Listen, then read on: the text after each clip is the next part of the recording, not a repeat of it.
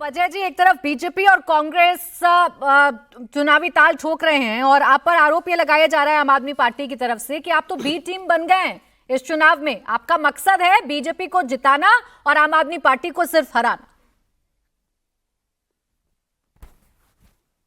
प्राची जी, सबसे पहले तो दिल्ली की जनता को शुभकामनाएं।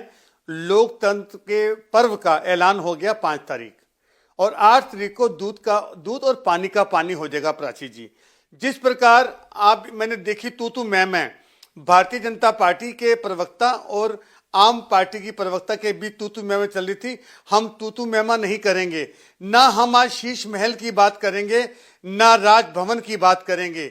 हम तो ये कहेंगे हाथ बदलेगा हालात, दिल्ली में हाथ बदलेगा हालात, और कौन किसे जिता रहा है ये तो समय बताएगा। और 2 खरगोशों के बीच में हम कछुए का काम कर रहे हैं।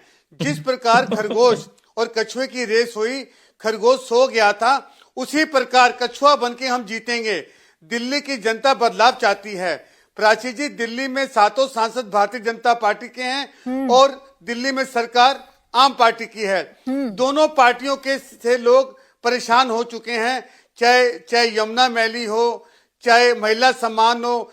जिस प्रकार से भारतीय जनता पार्टी के जो विधायक प्रत्याशी हैं, पूर्व सांसद रमेश विधोड़ी जी ने जो शब्दों का प्रयोग किया प्रियंका गांधी के लिए, ये शर्मनाक है।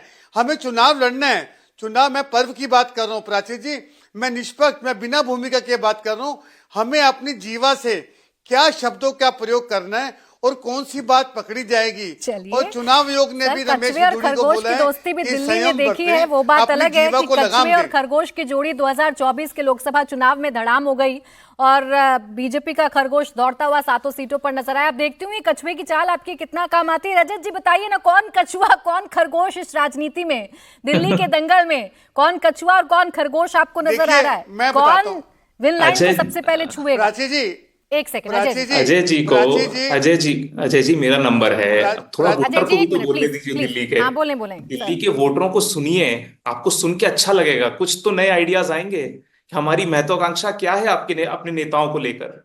देखिए, नेताओं को स्पेशली विशेष रूप से दिल्ली के नेताओं को लेकर ना उनको खरगोश बनने की जरूरत है, ना उनको कछुआ बनने की जरूरत है। उनको एक अच्छा नेतृत्व देने की जरूरत है। वो नेतृत्व क्यों नहीं दे पा रहे हैं दिल्ली को? कांग्रेस की विषय की बात करूं तो पिछले 1 दशक से नहीं दे पा रहे हैं। बीजेपी भी कई वर्ष हो गए हैं, बीजेपी भी नहीं दे पा रही है। और आम आदमी पार्टी की तो जितनी बात की जाए उतनी कम है। 5 साल से ड्रामा के अलावा कुछ नहीं दिया आम आदमी पार्टी ने। आज तक सिर्फ और सिर्फ ड्रामे पे ही पूरी पार्टी टिकी हुई है। उनको लगता है कि ये थिएटर की सेटिंग करके शायद ये दिल्ली के वोटरों की समस्याओं का हल कर पाएंगे। तो मुझे लगता है उनको इस इल्यूजन से बाहर निकलना चाहिए कि ये दिल्ली की जनता को फॉर ग्रांटेड लेंगे और दिल्ली की जनता भर भर के वोट देगी। ऐसा नहीं होगा।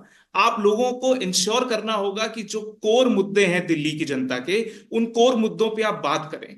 आप संजय जी की बात सुने, संजय जी ने अभी लगातार 10 मिनट तक ये बोला, हम जा रहे हैं, हम अपना महल दिखाएंगे, शीश महल आपको, उसमें देखिए कि सोने की टॉयलेट क्या है। मतलब आप सोचिए, ये नेता हैं, ये संसद में बैठे हुए नेता हैं। कहां चीन, कहां अमेरिका, कितनी गति से वहां के शहर आगे बढ़ रहे हैं, बड़ी बड़ी टेक्नोलॉजीज पे काम हो रहा है। यहां पर आके ये शौचालयों की बात चल रही है। ये दिल्ली का स्तर है।